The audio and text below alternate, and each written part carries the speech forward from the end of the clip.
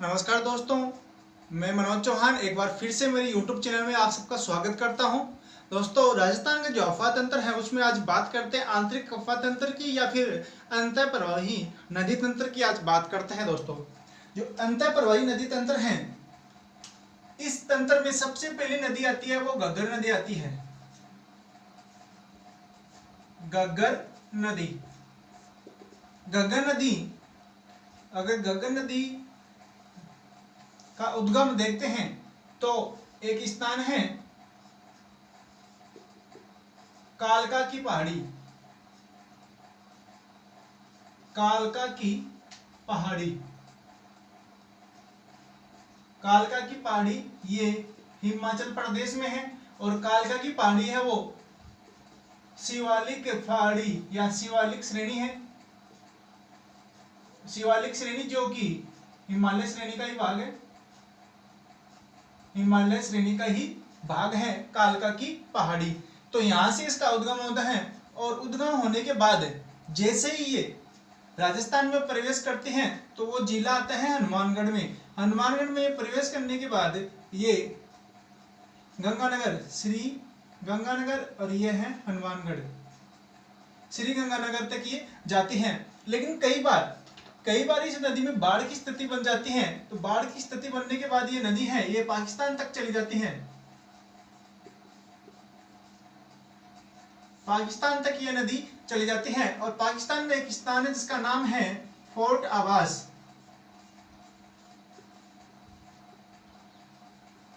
Fort आवास, यहां तक बाढ़ की स्थिति होने के कारण ये फोर्ट आवास पाकिस्तान तक ये चली जाती हैं। और बात करते हैं कि जब ये राजस्थान में प्रवेश करती हैं, पाकिस्तान में जब ये प्रवेश करती है, एक तो छोटा सा गांव पड़ता है तलवाड़ा, तलवाड़ा गांव।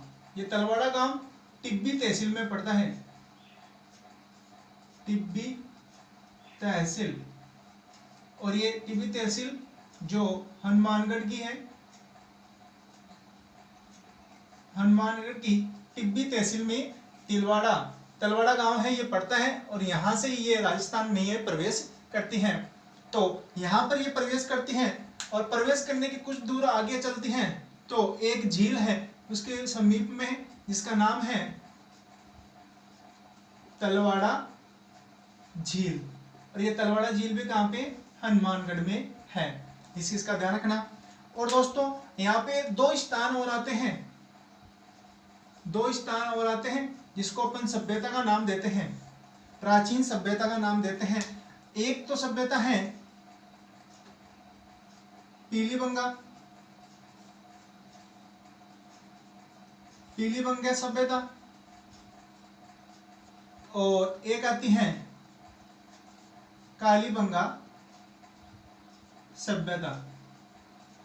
ये दो मुख्य स्थान हैं जो मिलते हैं और दोनों ही स्थान कहां पे हैं, हनुमानगढ़ में।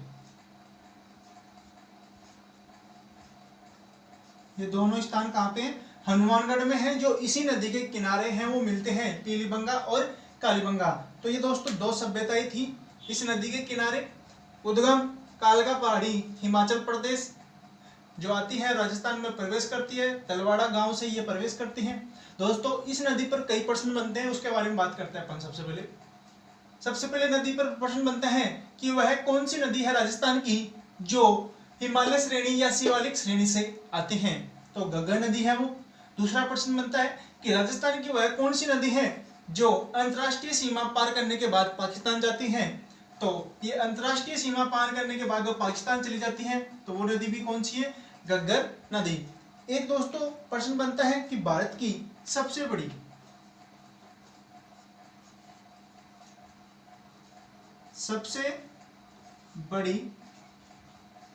अंतः प्रवाही नदी, भारत की सबसे बड़ी अंतः प्रवाही नदी कौन सी है, तो दोस्तों वो भी नाम किसका आता है, घग्गर नदी का ही आता है। तो ये इसमें कुछ प्रश्न बनते हैं, दो मुख्य रूप से अपन को देखना है। दोस्तों, फिर बाद में अपन बात करते हैं इसके अफवाह क्षेत्र की। अफवाह क्षेत्र को लेकर भी प्रश्न आता है। अफवाह क्षेत्र जो कि दो देशों में अगर बात करते हैं, पहला हनुमानगढ़ जिले में अफवाह क्षेत्र है, वो मुख्य रूप से एग्जाम में आता है, और एक पाकिस्तान का आता है। इसका अफवाह क्षेत्र हनुमानगढ़ में पाया जाता है, और पाकिस्तान में जहां पे प्रश्न आते हैं वो दो क्षेत्र हैं। हनुमानगढ़ में इसके अफवाह क्षेत्र को नाली या पाट के नाम से जाना जाता है, और पाकिस्तान में हकरा के नाम से जाना जाता है। पाकिस्तान तो यहाँ तक सीमित रह जाता है कि पाकिस्तान में इसका अफवाह क्षेत्र किस नाम से जाना जाता है, तो हकरा के नाम से इसका अफवाह क्षेत्र जाना जाता है। लेकिन यहाँ पे प्रश्न और भी बनता है कि हनुमानगढ़ में किस नाम से जाना जाता है, नाली। और इस नदी घाटी क्षेत्र में जो भेड़ है वो कौन सी नस्ल की है, वो नाली नस्ल की है। तो इसको भी आपको ध्यान रखना है कि इस अफवाह क्षेत्र, नाली अफवाह क्षेत्र में इसकी जो घाटी क्षेत्र है, इसके आसपास का क्षेत्र है, वहां पे एक भेड़ पाई जाती है, वो कौन सी नस्ल की है, तो वो नाली नस्ल की है। इसका भी एक प्रश्न बनता है। तो ये थी अपनी कौन सी, घग्गर नदी। इसका आप स्क्रीनशॉट ले सकते हो। फिर दूसरी नदी की बात करते हैं अपन।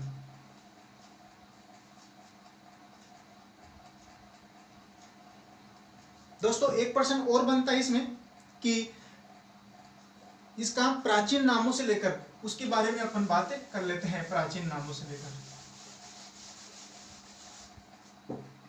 प्राचीन नाम इसका आता है सरस्वती नदी।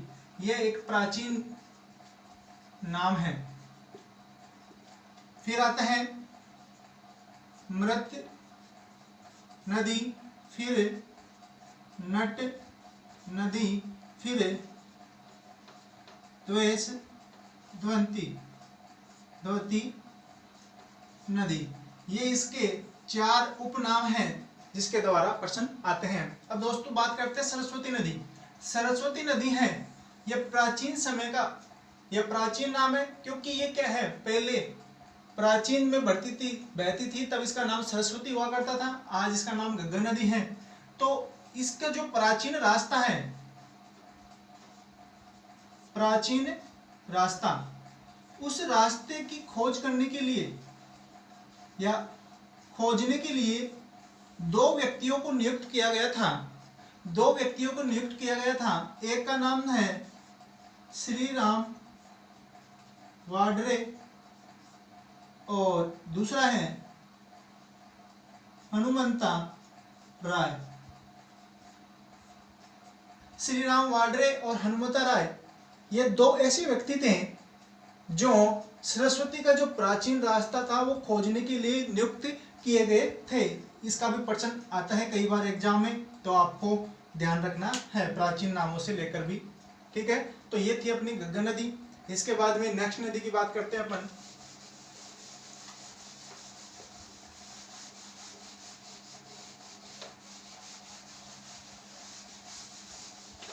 नेक्स्ट नदी में कांतली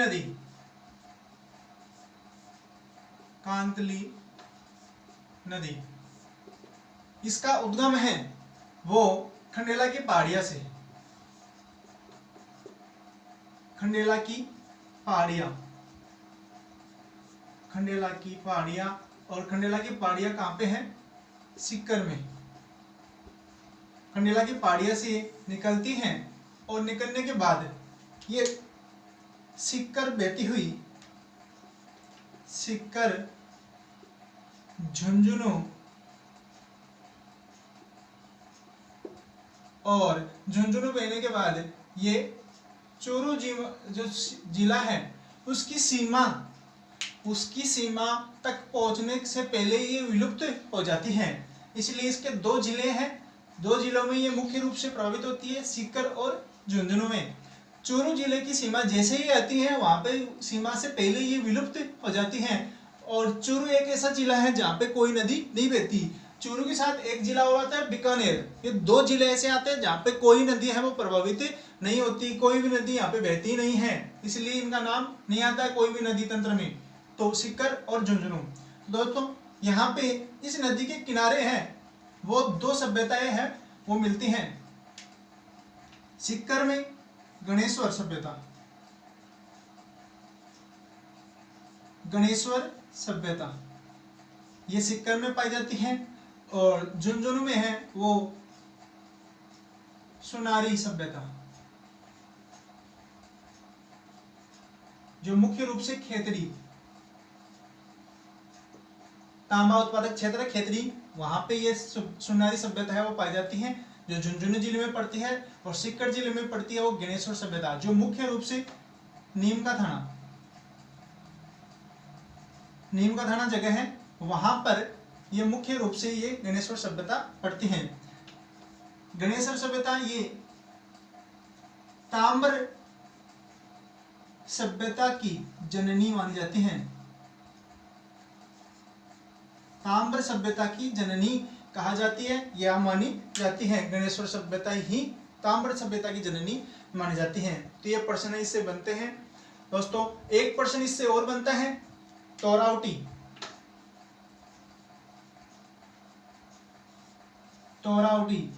तोरावटी होता क्या है? ये इसका अफवाह क्षेत्र होता है, अफवाह क्षेत्र है वो होता है तोरावटी, इसके अफवाह क्षेत्र को भी बोलते हैं, और ये सिर्फ 2 ही जिलों में बोला जाता है, एक तो सीकर में और एक झुंझुनू में। तो सीकर और झुंझुनू का जो अफवाह क्षेत्र है उसको तोरावटी नाम से जाना जाता है। ये भी प्रश्न कई बार आता है। तो ये प्रश्न था इस नदी से संबंधित। अब बात करते हैं नेक्स्ट नदी की, बाणगंगा नदी है, उसके बारे में बात करते हैं।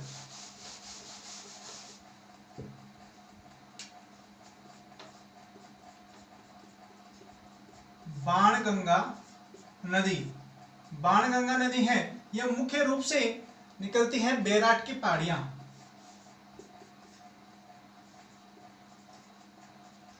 बैराट की पहाड़ी, ये कहां पे है? जयपुर में है दोस्तों। बैराट की पहाड़ी निकलने के बाद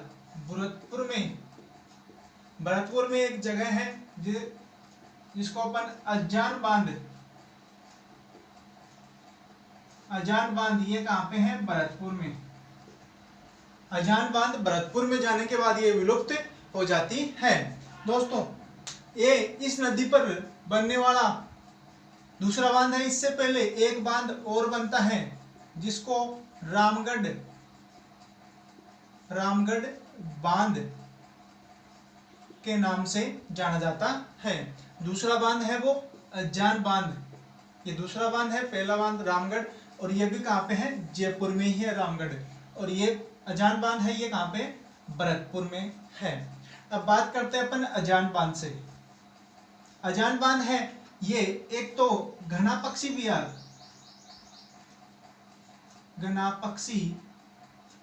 विहार और सरिस्का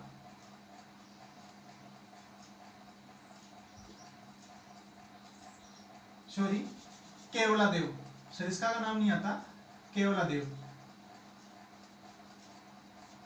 केवलादेव और घना पक्षी विहार, इन दोनों को यहां से जलापूर्ति की जाती है, वो की जाती है। एक तो घना पक्षी विहार और केवलादेव, यहाँ पर इसकी जलापूर्ति, इसके द्वारा वो जल भेजा जाता है, यहाँ पे इसके द्वारा जल है वो भेजा जाता है। तो ये 2 स्थान ऐसे हैं जहाँ पे इसके द्वारा जल है वो भेजा जाता है। दूसरा एक प्रश्न इससे बनता है कि इस अजान बांध में पानी की कमी होने के कारण, पानी की जब कमी हो जाती है तो करौली के अंदर एक बांध है, करौली में एक बांध है पचाना बांध, तो कमी होने के कारण इस पचाना बांध से जल है वो भेजा जाता है, जल की पूर्ति की जाती है। इसके द्वारा इस बांध में जल की पूर्ति है वो की जाती है, कहाँ पे? अजान बांध में, ठीक है। और इसमें इस पचाना बांध में गंभीरी नदी है, उसका पानी आता है, ये भी ध्यान रखना है। पचाना बांध में, ये करौली में, इसमें कौन सी नदी का पानी आता है? गंभीरी नदी का पानी आता है। और पानी की कमी होने के कारण अजाना बांध में, इस अजान बांध में पानी छोड़ जाता है। दूसरा, वर्तमान में अजान बांध की जो पानी की कमी है उसको दूर करने के लिए वर्तमान में जो चंबल नदी है, उस चंबल नदी के जो पानी है उसके द्वारा भी इसकी आपूर्ति की जाती है। तो वर्तमान में चंबल नदी के द्वारा भी इस अजान बांध में पानी है वो छोड़ा जाता है। तो ये भी आपको ध्यान रखना है। तो ये ध्यान रखना, दो बांध थे, रामगढ़ और अजान बांध, दोनों से कई बार प्रश्न आता है। ठीक है दोस्तों, अब बात करते हैं अपन नेक्स्ट नदी की। दोस्तों इसके एक बार उपनामों की ओर बात कर लेते हैं, वो अपन ने छोड़ दी। उपनाम में सबसे पहले इसको अर्जुन की गंगा, अर्जुन की गंगा उसके नाम से भी इस नदी को जाना जाता है। फिर ताला नदी, ताला नदी है, ताला नदी के नाम से भी इसको जाना जाता है। और एक है मुख्य रुंडित नदी, रुंडित नदी। रुंडित नदी इसलिए बोलते हैं क्योंकि ये नदी अपने उद्गम स्थल से जैसे ही जाते हैं, जैसे जाने के बाद ये जो मुख्य नदी है, मुख्य नदी, इसमें जैसे ही जाते हैं उसके जाने से पहले ही आसपास के क्षेत्र है, उसके आसपास के क्षेत्र में जाकर विलुप्त हो जाती है, इससे मिलती नहीं है, इससे रूट जाती हैं, इसलिए इसको बोलते हैं रुंडित नदी के नाम से भी जानते हैं। तो यह प्रश्न इनसे बनता है। अब नेक्स्ट नदी की अपन बात करते हैं इसके बाद में।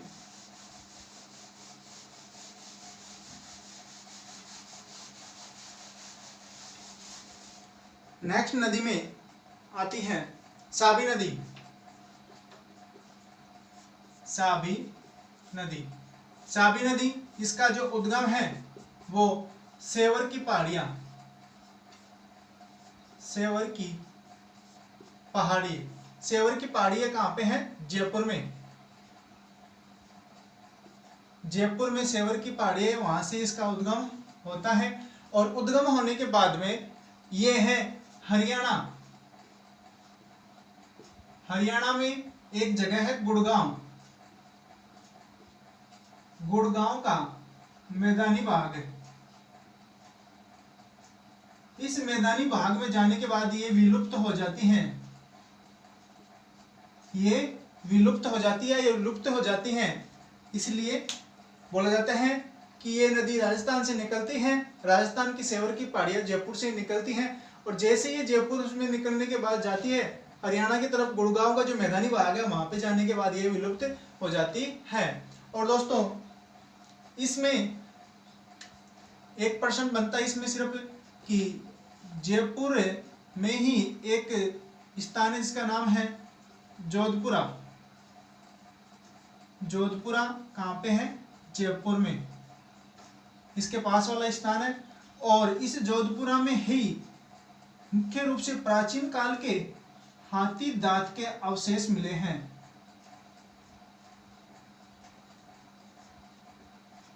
हाथी दांत के अवशेष है वो वहां पे मिले हैं जोधपुरा, जो कि कहां पे है? जयपुर में। और ये जोधपुर है इसी नदी के तट पर स्थित है। तो इसका प्रश्न आता है कि यहाँ पे हाथी दांत के अवशेष मिले हैं। इतना ही प्रश्न पूछा जाता है इसके बारे में। फिर बाद में नेक्स्ट नदी की बात करते हैं अपन।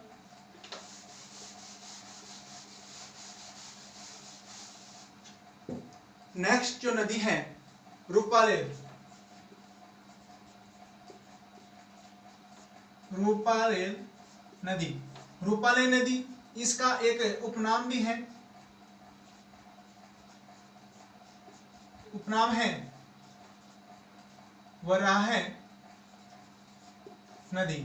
वराह नदी इसका उपनाम है, वैसे इसका नाम है रूपारेल नदी। यह उदयनाथ की पहाड़ी अलवर से, उदयनाथ की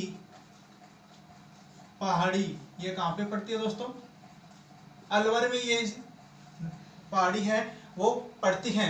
उदयनाथ की पहाड़ी से ये उद्गम होने के बाद ये जो एक झील है जिसका नाम है मोती झील, और ये कहां पे है? भरतपुर में। उदयनाथ की पहाड़ी अलवर से ये निकलती है और जाने के बाद मोती झील भरतपुर में जाने के बाद ये उस झील के पास जाकर ये विलुप्त हो जाती है, या उसका पानी है उस झील में जाकर ये समाप्त हो जाता है, गिर जाती है। और मोती झील भरतपुर की जीवन रेखा के नाम से जाना जाता है। मोती झील को भरतपुर की जीवन रेखा कहा जाता है। और इस चीज का ध्यान रखना, उद्गम उदयनाथ की पहाड़ी अलवर और मोती झील में जाकर ये गिर जाती है। और दोस्तों भरतपुर में ही एक किला है जिसको अपन बोलते हैं लोहागढ़। लोहागढ़ ये कहाँ पे है? भरतपुर में है। इस मोती झील और लोहागढ़ के बीच में जल की धारा पाई जाती है जिसको सुजान गंगा के नाम से जाना जाता है। सुजान गंगा। प्रश्न आता है इसका कि लोहागढ़ और मोती झील के बीच में जल की धारा पाई जाती है, उस जल की धारा को किस नाम से जाना जाता है? सुजान गंगा। या फिर प्रश्न बनता है कि लोहागढ़ और मोती झील के बीच में एक लिंक्ड चैनल पाया जाता है, जल का एक लिंक्ड चैनल पाया जाता है, उसको क्या किस नाम से जाना जाता है? सुजान गंगा के नाम से जाना जाता है। तो ये इसका प्रमुख प्रश्न है वो बनता है। फिर बाद में नेक्स्ट नदी की अपन बात करते हैं। नेक्स्ट नदी है काकनी।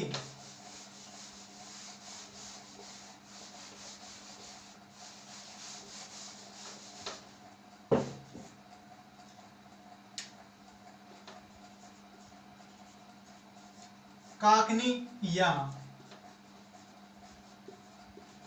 काकने नदी, इसका दोस्तों एक उपनाम और है मसूरदी नदी। मसूरदी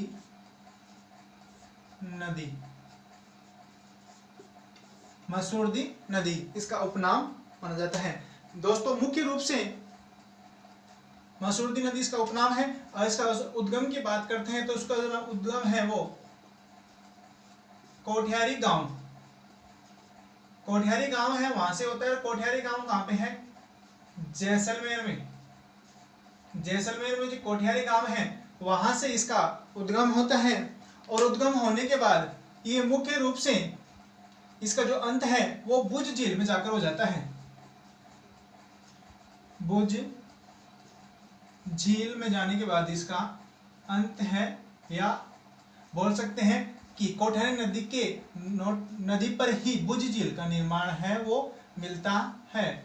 या बोल सकते हैं कि ये कोठियारी नदी है, सॉरी काकनी नदी है जो कोठियारी गांव से निकलती है और ये कोठियारी गांव से निकलने के बाद भुज झील में जाकर गिर जाती है। या फिर बोल सकते हैं कि काकनी नदी के ऊपर ही भुज झील का निर्माण हुआ है और वहां पे इसका अंत या संगम हो जाता है। तो ये थी दोस्तों राजस्थान की अंतःप्रवाही मुख्य नदी। अब एक और बात रहती है जो अंतःप्रवाही नदियों के अंदर ही प्रश्न बन के आता है कई बार, उसका सांबर झील का। सांबर झील है उसका प्रश्न बन के आता है।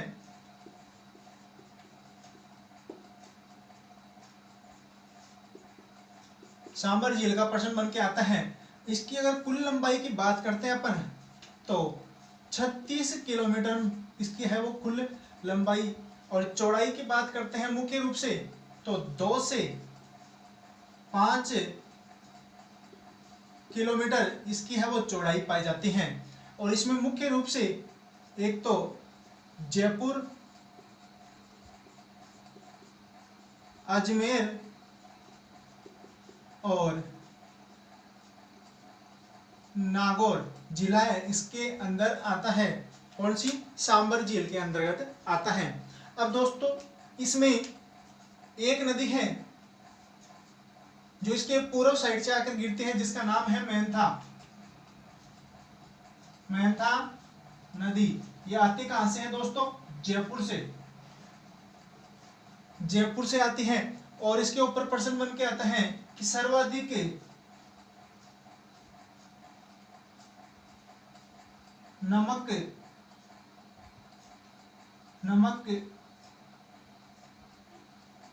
जल ढालने वाली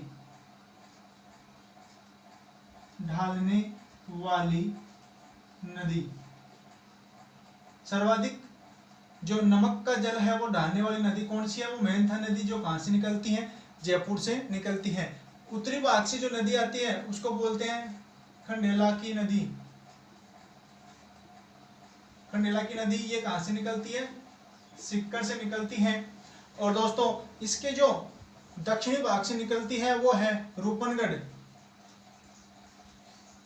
रूपनगढ़ जो मुख्य रूप से अजमेर से निकलती है,